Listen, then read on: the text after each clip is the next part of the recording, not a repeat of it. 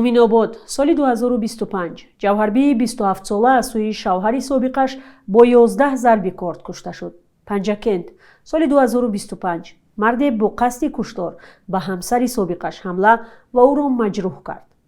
ноҳияи вахш соли 2024 зани 22 солора шавҳари собиқаш бо 3 зарби корд ба қатл расонд. чунин ҳодисаҳо дар тоҷикистон кам нестанд. даҳҳо зани дигар баъди талоқ аз тарафи ҳамсарони собиқашон латтукӯб мешаванд ё ба камияш ҳадафи фишори равонӣ қарор мегиранд. ҷангу ҷанҷол солҳо баъд аз талоқ низ идома меёбад. ғазабӣ шидам, дигар натонистам тоқат кард. кӯшарам барам кашидам, охири карданашам кашидам. ҳамҷа базану ғалти.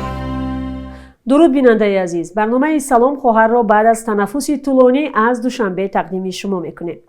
нашри дубораи вижагуфтор аз ҳаёти занон ҳам ба ҷашни бонувон рост омадааст ва ин ҷашни зебоии баҳор ба ҳамагӣ муборак бошад. тавре аз суҳбатҳои боло пай бурдед, имрӯз якҷо атрофи ин суол меандешем ки чаро ҳатто баъди талоқ ҳам шавҳарони собиқ ба таъқибу назорати ҳамсари пешини худ идома медиҳанд, ба ӯ ҷабру зулм мекунанду намехоҳанд занро раҳо кунанд. ҳамин охиро мураффағит кай буд?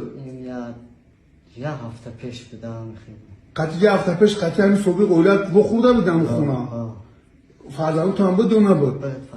خودت فرزندو صبح اولاد ها؟ فرزندو ما برده بودم فرزندو نه بودم فرزندو ما قطعیش بدم الا همه را فایراد میکنم یه ما اصلا بزیگشم. дар ин навор ҳам ки чанде пеш ба шабакаҳои иҷтимоӣ роҳ ёфт, гап сари ҳамсари собиқ аст. ба нақли мард ӯ хонаи зани пешинаашро оташ задааст. ҷузъиёти ҳодиса ва мавқеи ду тараф маълум нест, аммо дида мешавад худи мард ҳам сахт осеб дидааст. дар 2 соли ахир сомонаи расмии вазорати корҳои дохилии тоҷикистон аз чандин мавриди кордкашӣ, латтукӯб ва қатли занон бо дасти шавҳарони собиқи онҳо хабар додааст. омори дақиқи занони ҷудошуда ё бевазанҳо нест, вале ҳар сол дар тоҷикистон ҳазорҳо оила аз ҳам мепошанд ва баҳсу ҷанҷоли тарафҳо аз ҷумла барои тақсими молу мулк, хона ё фарзандон ва ё аз рӯи рашку хусумат моҳу солҳо давом мекунад. ин баҳсҳо ҳам дар баъзе мавридҳо бо фоҷиа ва ятим мондани кӯдакон анҷом меёбанд. якчунин ҳодиса ҳам ки 4 моҳи пеш дар муминобод рух дод, ҳазорон нафарро дар ин ҷо ва саросари кишвар ба ваҳшат овард. зани ҷавон дар хонаи падар ва дар пеши чашми модар бераҳмона кушта шуд. мақомот бо гумони қатли ӯ шавҳари собиқашро боздошт карданд. ин тахти арӯсии ҷавҳарбии 27 сола аст ки чанде пеш аз маргаш аз хонаи собиқ шавҳар ба манзили падар овард. шояд умед дошт ки бо ҳамин дигар муноқишаи ӯ бо шавҳар ва ҷабру зулм поён меёбад, аммо чунин нашуд. ба нақли модар шавҳараш дар ҳамин ҷо ҳам ба суроғаш омад ва ӯро ба 11 зарби корд ба қатл расонд. модари ҷавҳарбӣ шоҳиди ҳодиса буд. омаду гуфт ки мара ҷавоб дод. гуфтам дар куҷо? гуфт дид ки ҷавоб дод. мара 3 талоқ кард. 9 рӯз истод хонада. 3 талоқ 9 рӯз истод. рӯзи аму 16 рӯз ам ҳамрӯзагӣ буд ё ҳамрӯзагӣ ам ки мақсад мардакун ҳамрӯз меомад. ҳамун саҳар нам хел чӯя дам кардем. як омад ҳамин қа кардем ки дига натонистамаш. мисол қатишкам ки омад хонада даромадам хонак медагда. дига ҳеч ша нафаҳмидам. аммо қа кардем ки намо термусакҳои дамкагира бераҳа каме пешам гудак ки гуфтам гудак насӯза, якам ширах мешава. ман фикр кардестам ки чапалоқ шаб кадестай ура. ман надидам корчаша, ман фикр кардам чапалоқ шабш дора. яки гардин нигаҳ кам гаштам, нигаҳ кам ки ҳамин 3 борам очам тарика дига намедонам ӯ бубро гуфт ё накушад гуфт, дига ҳеч ша нафаҳмидам. ҳамин 3 борам хел гуфту ғалтид. ба нақли наздикони ҷавҳарбӣ духтарашон дар гузашта ҳам аз рафтори шавҳар шикоят мекард. хай зиндагиш меояд шикоят мекард. розига ки ман тарима ҳисоб гуфтам гулакош тағйира наша, як бой мераи ҷанҷол мешава. хайфм бачам зиндагия сабр тоқат ку. ҷавҳарбӣ баъди ҷудо шудан аз шавҳари аввал бо Наврӯзи Зафар ки дар ҳамсоягии онҳо зиндагӣ мекард, оиладор шуд. дар 4 соли зиндагии муштарак соҳиби 2 фарзанд шуданд. яке 3 ва хурдӣ ҳамагӣ 1.5 сол дорад. мард ки ҳоло дар боздошт аст, дар гузориши видеои вазорати корҳои дохилӣ гуфт сари қаҳру ғазаб ва аз рашк ин корро кардааст. дигаш мара гуфт ки масалан ман дига чӣ кори кунакам туда проблема нест. مثلا کار خود نبود هم خیلی گم ما غضبی شدم دیگه نتونستم طاقت که کوشه رو هم برام کشیدم آخری کردنش هم کشیدم همینجا بازم نوغالتی مثلا من در کیجو زام نزم خیلی کوچش کردم فرم دوستم یکی فرم داد аммо волидони зан мегӯянд рашк як баҳона буд. аммо аз ҳисоби қонун ислом аз ҳисоби қонуни ҳукумат ин дига ҳақ надорад ки мисол зан шавҳарӣ кунад мисол рашк пайдо кунад вақте ки рашк пайдо мекард мисол дӯст медошт ҳами фикри фарзандошам мекард ҳами мисол ҷавобшан намедод ва ин коручи намекард ҳамаи бунаи рашк карда ки ба фалони ё дида ки фалони. ба гуфтаи мақомоти ноҳияи муъминобод наврӯзи зафар баъд аз ҷудо шудан аз ҳамсари аввалаш бо ҷавҳарбӣ издивоҷ карда буд. зани якуми ин мард 3 сол пеш худкушӣ кардааст. дар ин қазия ҳам наврӯзи зафарро гумонзад медонанд. ҳар ду ҳамин парвандаҳои ҷиноятӣ дар истеҳсолоти ягона якҷоя карда шуданд ва айни ҳол ҳар ду ҳолат мавриди тафтиш қарор дорад. ҳоло ду фарзанди ҷавҳарбӣ ва наврӯз дар тарбияи ду оила қарор доранд. як муддат дар хонаи волидони ҷавҳарбӣ буданд ва ҳоло ба назди хонаводаи падар бурда шуданд. дар соли 2025 дар тоҷикистон беш аз 8,5 ҳазор хонавода аз ҳам ҷудо шудааст. дар натиҷа ба иттилои кумитаи кор бо занони Тоҷикистон қариб 7,5 ҳазор кӯдак мисли ин ду тифли акнун маҳрум аз оғӯши модар ба истило зинда ятим мондаанд.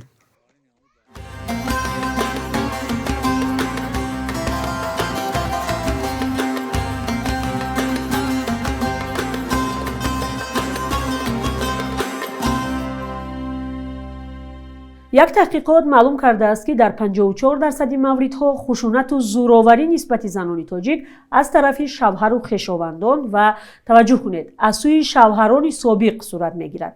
яъне дар рӯйхати озордиҳандагони занон ҳамсарони собиқ ҳам ҳастанд, ҳарчанд ҳам бино ба қонунҳои дунявӣ ва ҳам динӣ мард баъд аз талоқ додани зан ҳаққи дахолат ба зиндагии ӯро надорад. вале чаро ин дастурҳо риоят намешаванд? дар ин бора мо назари чанд мардро пурсидем. хай шояд мубанд шо ягон чи мондага ягон ишқ мондага ягон ошиқӣ мондага ва бисёриш ба хотире ки фарзанд дора намехоҳад ки мисол ҷудо шава мехоҳад зиндагиро бар мустаҳкам куна бисёр роҳҳоро мебина дар ҳамин ҳолат ман ҳамин фикр мекунам фикри шахсии ман не одам дар ҳолате ҷудо мешавад ки хай ғазабонӣ ягон чи пишаймонӣ дора мумкин пишаймон мешавад. албатта ҳам нофаҳмӣ ҳам рашки ягон инсон аст. одамое ки мехоҳанд ки зиндагии ҳама одам нағз нашавад бояд вай одам аз уҷек вақте ки талоқ дод ё ки ҷудо шуд бояд ҳар кас ба роҳи худаш ба зиндагии худаш бояд бошад. ман фикр мекунам ки вақте мард заиф ё сустирода аст чунин кор мекунад. занро ранҷондан мумкин нест. мард бояд фарзандон ва оилаашро таъмин кунад, новобаста аз ин ки аз зани пешина аст ё не. ин фикри ман аст. аксарият решаи чунин бархурдро ба суннатгароии ҷомеаи мардсолор бастагӣ медиҳад. беҳрун асурова, ҷомеашиноси тоҷик, нақши зулму хушунат дар давраи то талоқ ва ҳамчунин тарбия дар оила дар замони кӯдакиву наврасиро бартар медонад. масъалае ки шумо матраҳ кардед масъалаи рӯз аст. дар асл на танҳо фикр мекунам ҷомеаи тоҷикистон балки аксарияти ҷомеа ба ҳамин мушкилот рӯбарӯ ҳастанд. акнун бинед худи масъалаи ҳамин зӯроварӣ ё ин ки зулм нисбати занҳо мутаассифона дар давраи ҳаёти ҳамзистӣ ки якҷо доранд ҳамин чиз ҳаст.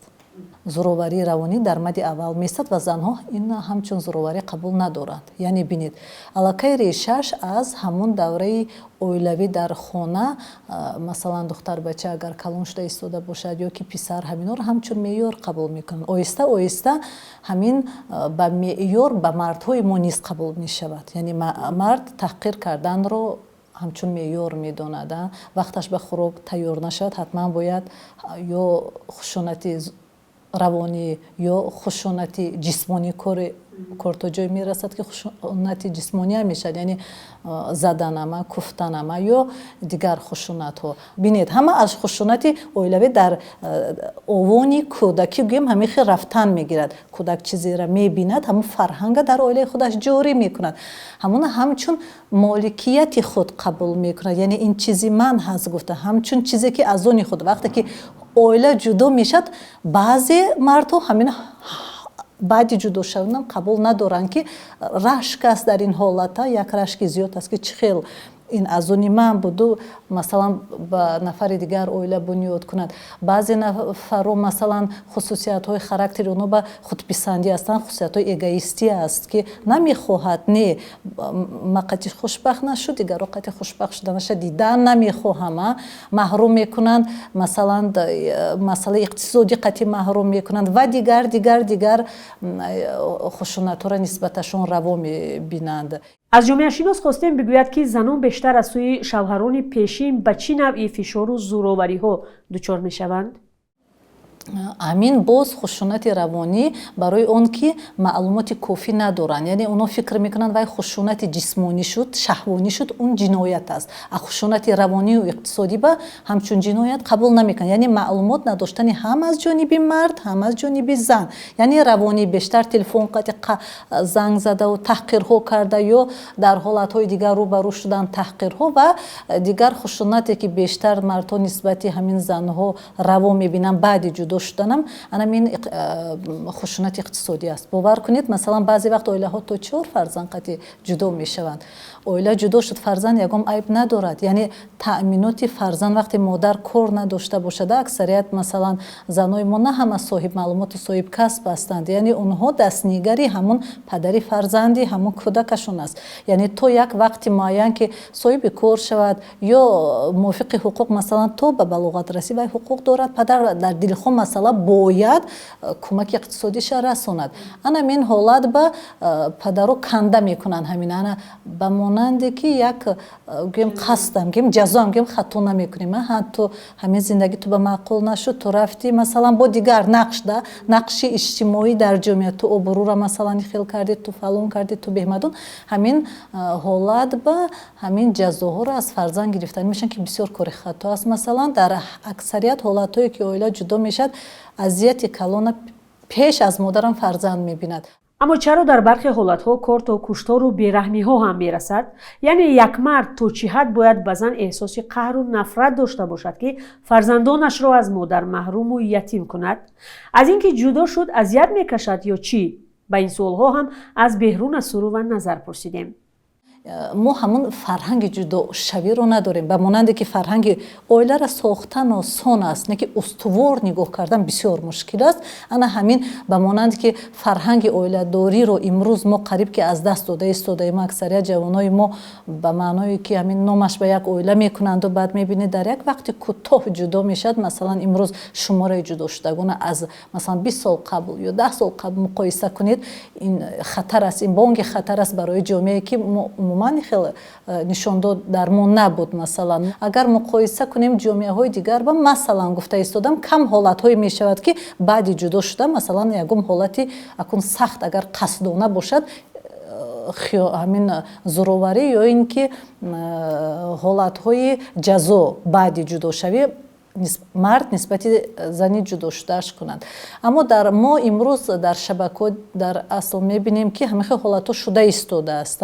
ҳамин фарҳанги ҷудошавиам дар мо рушд накардааст. масалан ҷудо шудану ба ҳоли худаш гузоштан ин фарҳанги ҷудошавӣ аст. бо дар ҳолати мушкилӣ кӯмак кардан ин масъулияти ҳамон падар аст ки нисбати фарзанди худаш ё нисбати ҳамон зане ки чандин сол қатиш якҷо зиндагӣ карда ё баръакс хушбахт шудан аз оне ки ҳамон зани пештараш хушбахттар шуд, масалан оила бунёд кард, ҳамин дар мо имрӯз ташаккул наёфтааст. мардҳои мо акун ҳама ба дахл надорад. ман бо вуҷуди он ки ҷомеашинос ҳастам баъзе масъалаҳоро таҳлил мекунам, мегӯям ки дар оилаҳои солим ҳамин чиз дида намешавад ва ҳамон ҳолатҳое ки мебинам ҳамин вазъиятҳоро дар оилаҳои фикр носолим аст.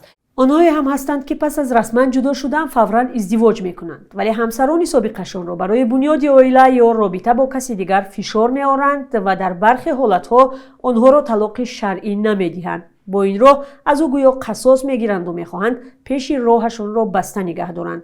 ин чӣ бархурд аст? ин ҳамон чизе ки онҳо маълумот надоранд, яъне маълумоти ҳуқуқӣ надоранд, намедонанд ки ин ҷиноят аз худи ҳамон марде ки ҳамин хел муносибата мекунад, баъд охираш ба мефаҳмад ки масалан зана дар ин ҳолат расондааст. вай ҳамин маълумоти кофӣ надоранд, маълумот донишҳои ҳуқуқӣ надоранд, на зан на мард.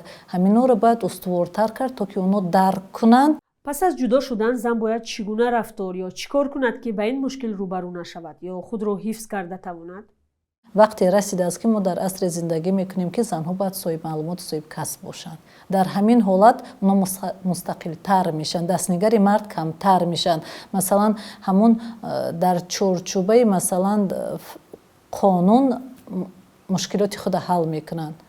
بسیار حالت میشد که تو کشتار نشد و به مسئولان مراجعت نمی کند که وای علاقه راه علاج دیگر ندارد، کار تا اینجا میرسد، معلومات ندارند.